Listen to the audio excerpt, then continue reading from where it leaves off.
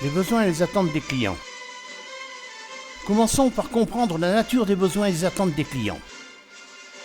Pour bien comprendre la nature des besoins et des attentes des individus, il nous faut faire un détour sur les sites préhistoriques, notamment l'abri Pathos dans la vallée de la Vézère et la caverne du Pont d'Arc, pour observer que depuis 36 000 ans, les individus les plus créatifs fabriquent des objets pour répondre aux besoins et aux attentes de leurs congénères. Tous les besoins et toutes les attentes y sont représentés. Les besoins physiologiques pour manger, boire, se chauffer, s'habiller avec des vêtements façonnés, etc. Les besoins matériels avec les harpons en os pour pêcher, les aiguilles avec un chat pour coudre, etc. Les besoins immatériels avec les peintures, les attentes rationnelles avec les empreintes et les marques de référence, les attentes irrationnelles d'accomplissement avec les boucles d'oreilles, les parures, les pipeaux pour faire de la musique, etc. Parmi les besoins et les attentes des individus, il y a les besoins d'accomplissement exprimés par toutes les peintures préhistoriques qui marquent la volonté des artistes de témoigner de leur talent, de leur culture, de leur art pour le plaisir des autres. Nous sommes au cœur de l'irrationnel et des émotions, de ce que les personnes veulent être, paraître, représenter aux yeux des autres et se projeter dans l'avenir. L'analyse des besoins et des attentes des individus s'effectue le plus souvent en référence à la pyramide de Maslow. L'approche de Maslow reste vraie concernant l'identification d'une partie des besoins et des attentes. Ces besoins sont élargis en raison des évolutions des comportements de consommation poussés par une prolifération d'offres et par une hyperdémocratie sur Internet. Cette approche est totalement fausse et totalement réprouvée quant aux principes de relativité et de progressivité qui l'ont vu naître. Aujourd'hui, dans un monde globalisé et déjanté, où les besoins d'accomplissement sont croissants, les besoins et les attentes forment un tout global insécable qui recouvre les aspects matériels, immatériels, rationnels et irrationnels qui sont à l'origine de la satisfaction et du ravissement des clients. Au fond, les marchands, les entrepreneurs, les créateurs et les artistes répondent méthodiquement depuis au moins 36 000 ans aux besoins et aux attentes des individus que l'on peut classer en 7 familles illustrées par la pyramide des besoins et des attentes, actualisée aux exigences de la mondialisation et de la globalisation. Les besoins physiologiques portent sur tout ce qui est vital et indispensable à la vie. Manger, boire, dormir, se loger, se chauffer, s'habiller, se reproduire, parler dans une langue compréhensible, échanger, incarner une culture et des racines, et aimer. Les exigences de société portent sur les exigences légales, réglementaires et normatives qui protègent les clients. Les exigences économiques qui fixent des contraintes telles que les ententes sur les prix, les barrières à l'entrée sur les marchés, l'accès aux dernières technologies. Les caractéristiques de l'industrie, avec le montant des investissements, le rythme des innovations, les circuits d'influence incontournables. Les exigences sociales et l'image globale de l'entreprise. Les exigences environnementales de développement durable dans un sens large qui recouvrent l'élimination des risques liés aux produits, l'élimination des nuisances de proximité, la préservation de l'environnement naturel, les causes humanitaires et la lutte contre la corruption. La réponse à ces exigences forme une grande partie de l'image de marque et de la réputation de l'entreprise. Les besoins d'usage portent sur les fonctionnalités, les performances, la fiabilité, l'ergonomie, la facilité d'utilisation, le prix d'acquisition, les coûts d'exploitation, l'élimination du produit en fin de vie, les caractéristiques écologiques, le design, la miniaturisation, l'interconnexion des technologies pour plus d'interactivité et de commande à distance. Au fond, les besoins d'usage recouvrent des fonctionnalités, des performances et des émotions. Les besoins de sécurité, de confort, de facilité portent sur la protection des biens et des personnes, les clauses contractuelles, les garanties, le soutien opérationnel, les facilités diverses, l'aide à l'apprentissage des produits. Ces besoins portent sur la lutte contre l'insécurité croissante et les attentes liées au vieillissement de la population, l'utilisation des technologies interactives, les services après-vente. Les besoins d'appartenance portent sur les codes religieux et moraux, les us et coutumes, les liens sociaux, les valeurs de référence telles que l'égalité, la fraternité, la liberté, la solidarité, la relation culturelle des clients à l'offre des produits et services de l'entreprise, la référence aux marques, les références morales, les affiliations, les clubs de référence, les valeurs morales, la position sociale, les convictions, les lobbies, les circuits d'influence. Au fond, les marques et les références sont des éléments déterminants des besoins. Les besoins d'estime et de communication portent sur l'estime de soi, l'estime des autres, les moyens de communication, la convivialité, l'empathie, le discours de marque, les besoins d'information, de communication, de distribution, de médiatisation. Les besoins d'accomplissement portent sur les émotions, le rêve, le plaisir, l'amour, le cœur, le savoir, la distraction, le discours de marque, la valorisation des personnes, ce qu'elles veulent être, paraître, représenter aux yeux des autres et devenir. Il nous faut définir la mission de l'entreprise.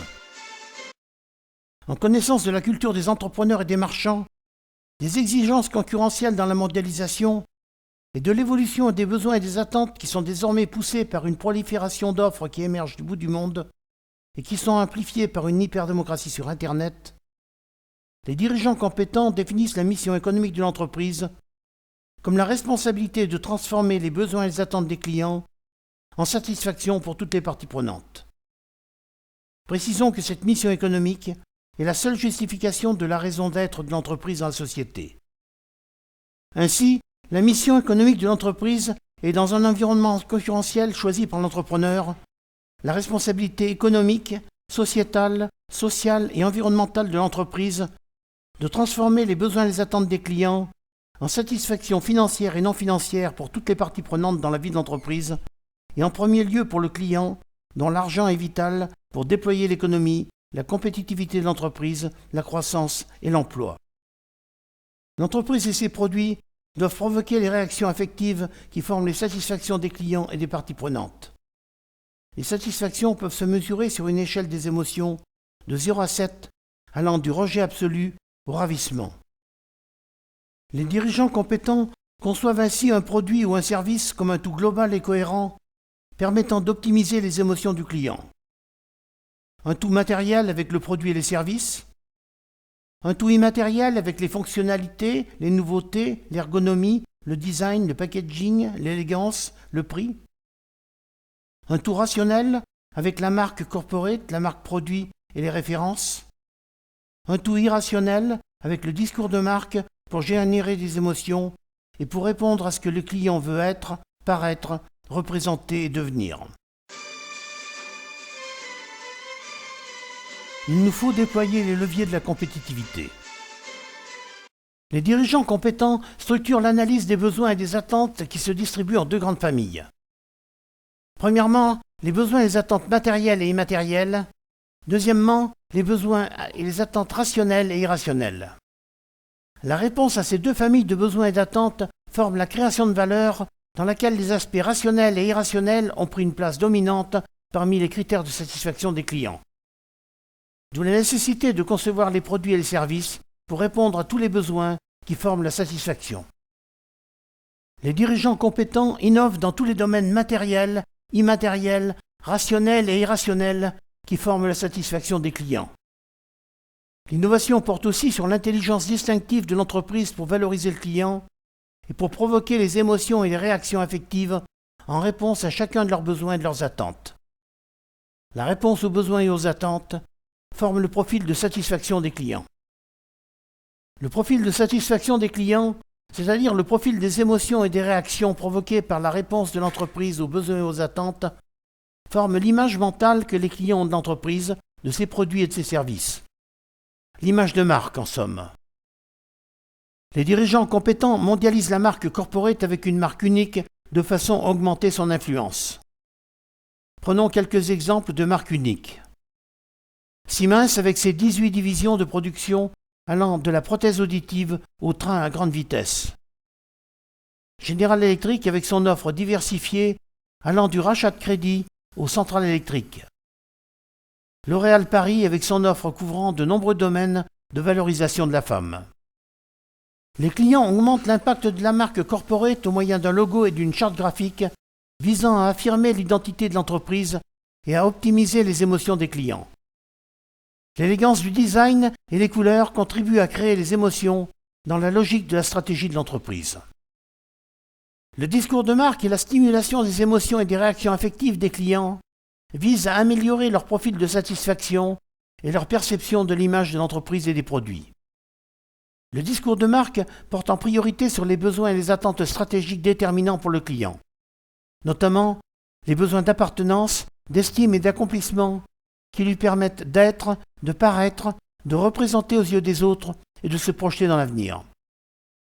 Ce schéma présente un exemple d'impact du discours de marque pour imprimer dans l'esprit du client la façon dont l'entreprise répond aux besoins d'appartenance, d'estime et d'accomplissement.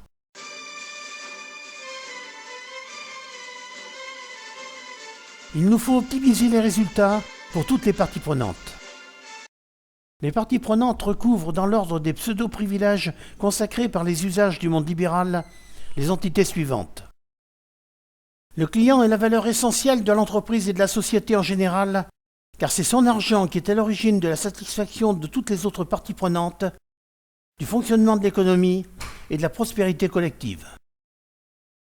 L'État est le premier prédateur de l'économie, avec des prélèvements sociaux et fiscaux pouvant atteindre des sommets, comme en France, où la dépense publique équivaut à 57,5% du PIB. Les circuits d'influence sont incontournables et font partie du capital influence de l'entreprise. Les partenaires financiers se servent en priorité en agio. Les dirigeants imposent leur salaire au prix du marché. L'entreprise elle-même, en tant que personne morale, autofinance son développement. Les actionnaires, tant décriés par les discours marxistes, n'interviennent qu'au 7e rang des pseudo-privilèges de la redistribution. Les salariés attendent un pouvoir d'achat et de la reconnaissance.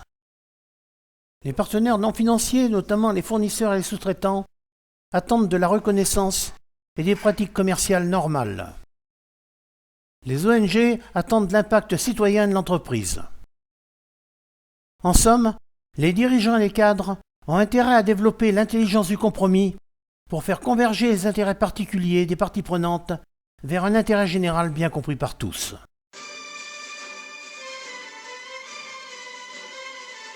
Nous devons développer et faire partager la culture du métier d'entrepreneur. La culture du métier d'entrepreneur est développée par la vidéo correspondante. Ci-contre, quelques figures légendaires de la culture du métier d'entrepreneur. Le marchand de Bruges, le marchand de la Hanse, le marchand de Venise, Thomas Edison, Nikola Tesla, Bill Gates, Steve Jobs, Bernard Arnault.